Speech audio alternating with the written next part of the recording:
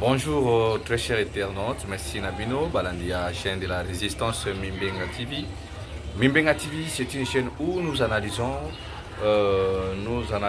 les actualités. Comme vous savez, ici, je tiens à vous rappeler que les choses sont en train de bouger, les choses sont en train vraiment de bouger. Voilà pourquoi nous analysons à chaque fois. Quand il y a les formations, nous vous disons, parce que vous qui me posez des questions, de compris, non, c'est que vous dites là, les actualités évoluent chaque jour, chaque moment. Mais avant d'entrer dans cette actualité, je vous demande de vous abonner, liker, soyez nombreux. En fait que bandeko bazana Kasumbalesa, bazana Ituri, bazana Malembankulu, bangope bazwa opportunité ya kolanda biso na chaîne de la résistance Mimbenga Télévision.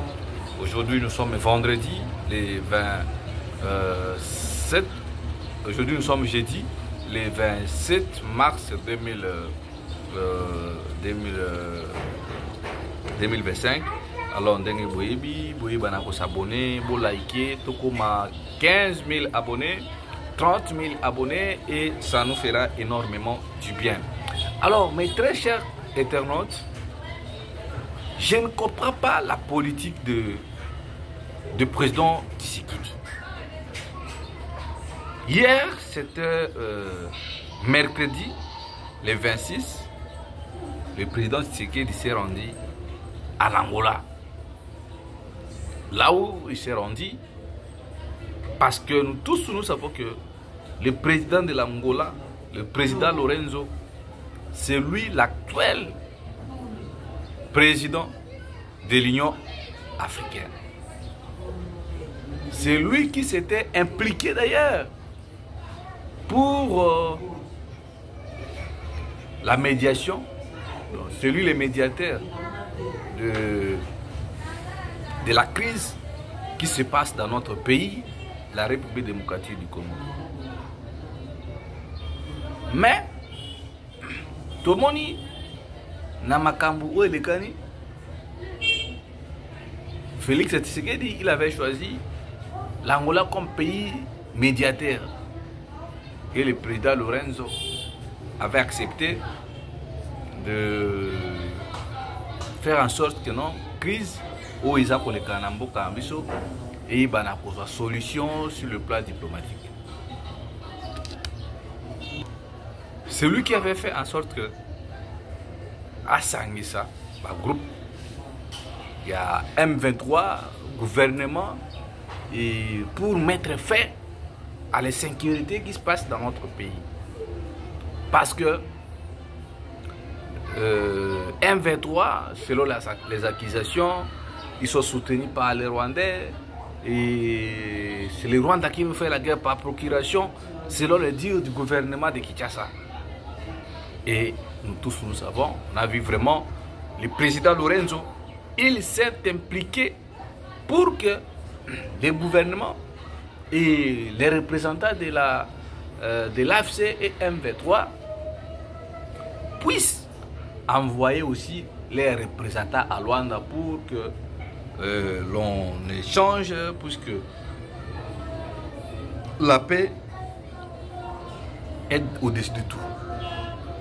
Mais chose bizarre, c'est ça que pendant que le président angolais Lorenzo faisait cette médiation, il a envoyé une invitation à Bissimo, Berthe Bissimo, qui est le président de M23. Et les M23 avaient répondu aussi que nous, désormais, ce n'est pas le combat ici que nous menons, ce n'est pas que Berthe Bissimo.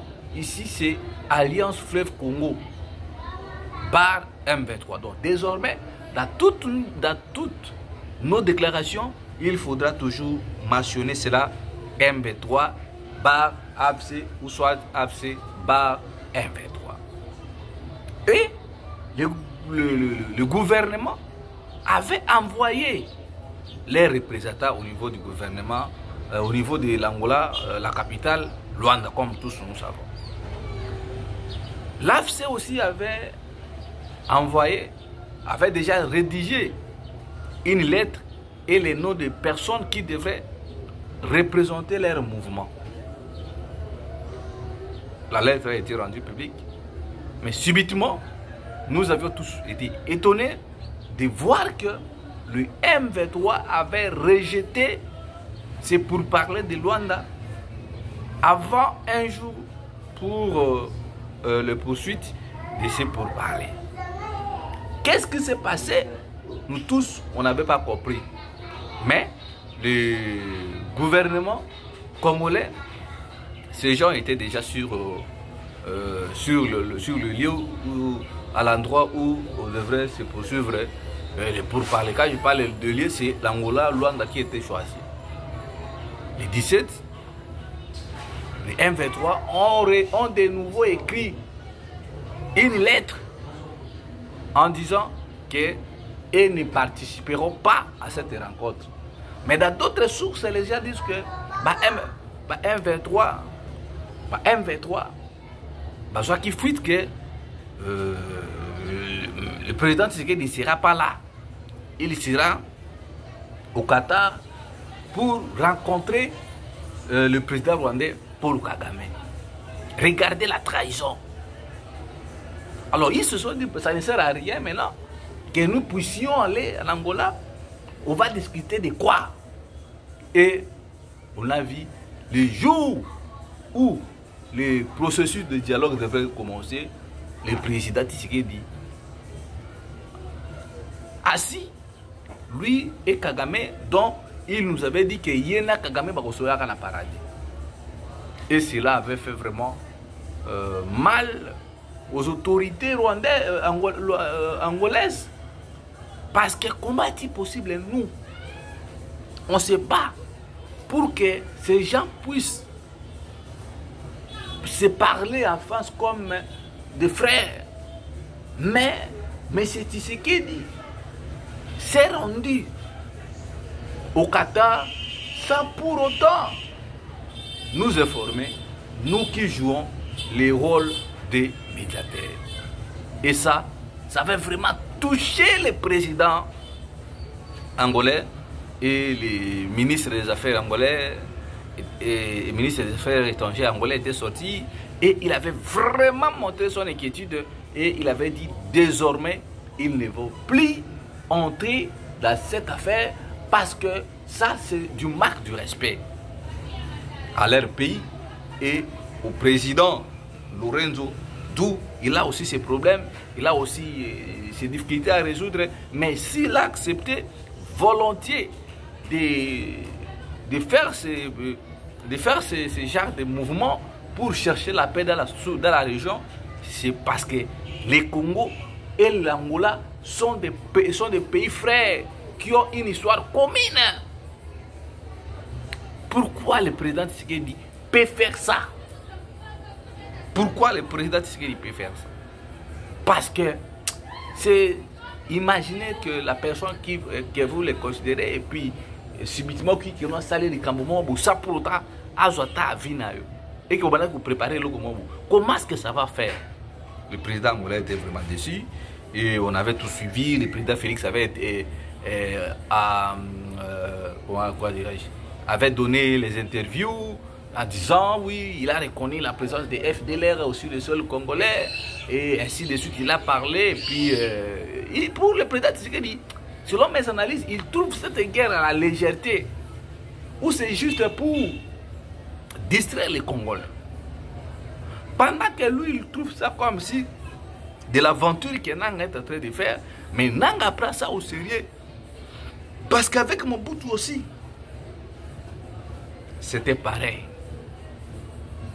On a dit à Mobutu, attention, les rebelles sont arrivés à quelques kilomètres. Non, ils sont en contrôle. Ils sont arrivés à Kisangani.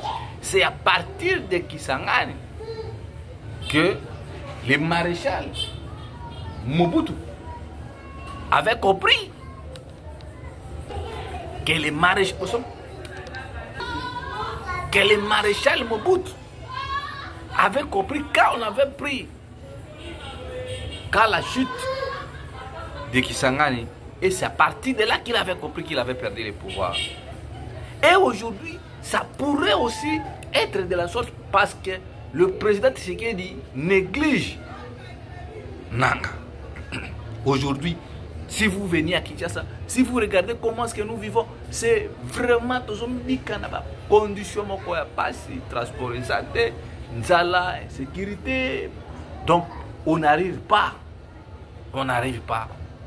Mes frères, c'est vraiment ridicule. C'est vraiment ridicule de voir que l'UDPS qui nous avait promis qu'ils feront les Congo, Allemagne d'Afrique, mais aujourd'hui, si je comprends bien, l'Allemagne que l'UDPS nous avait promis, c'était la division, la balkanisation de notre pays, le tribalisme qui est installé. Et aujourd'hui là, Nanga dit, si le gouvernement de Kinshasa n'envoie pas, n'ouvre pas les banques, Nanga va créer ses propres banques à lui pour créer des emplois, pour financer les jeunes dans les domaines des microfinances, pour donner des emplois. Ça, ce n'est pas la balkanisation. Parce que quand le président Félix avait parlé de l'Allemagne, nous tous, nous savons que non.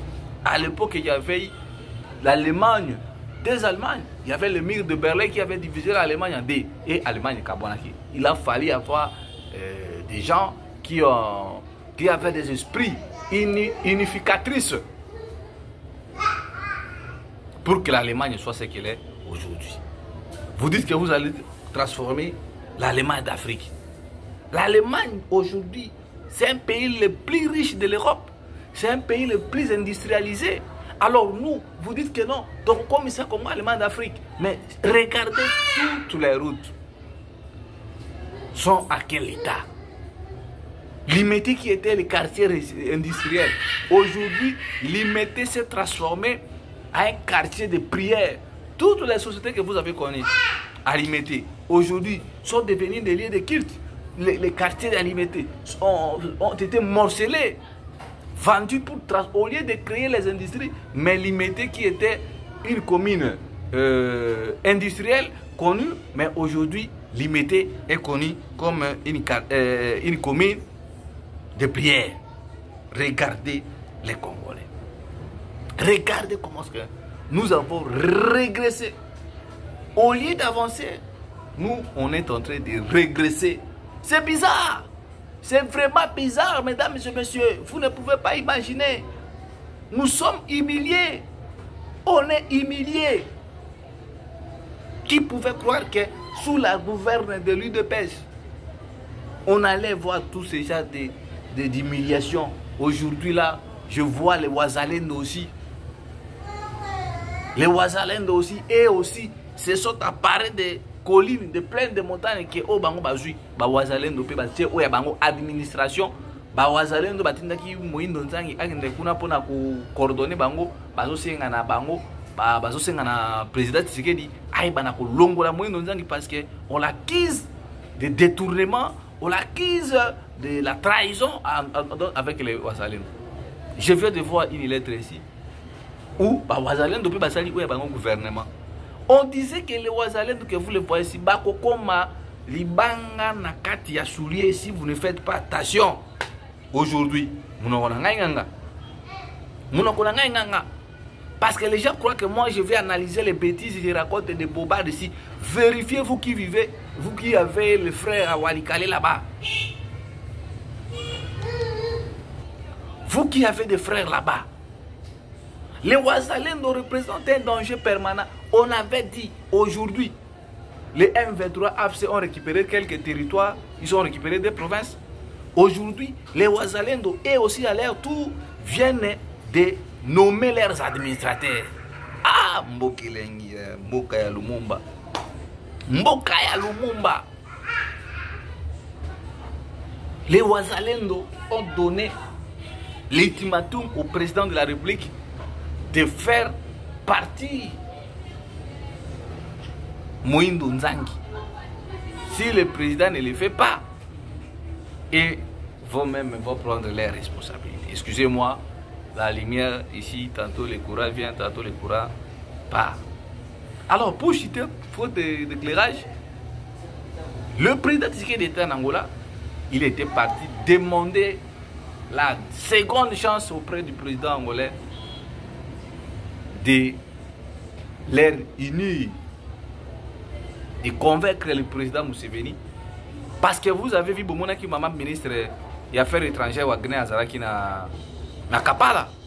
Akena ikotika lettre na epo. Président Tsikela Lobi a sengi vraiment akutana na Kabila na Corneille Nanga. Donc cette rencontre auront lieu ce samedi. C'est samedi 29 na Kapala. De côté Kabila, nous sommes à Pessina l'opposition, côté Nanga Taza à Boïté. Donc, Tokoye Bayango samedi. Et demain matin, à partir de 11h, je viendrai pour vous donner la suite parce que la lumière nous a fait défaut. Vous s'abonner, vous liker la chaîne de la résistance Mimbenga TV. Ceux qui vous s'abonner, vous avez et le Komoko Yamolonga. Koura et Katani, vous Koura et Kéi, donc moi, tout continuer l'analyse par rapport à la rencontre, il y a trio Kabila, Nanga et Tshisekedi attendu ce samedi en Ouganda, à Kampala, chez Yoweri Museveni. Qui vivra, verra, dit-on, entre la patrie ou la mort, le peuple vaincra. Ingeta, Ingeta, Ingeta.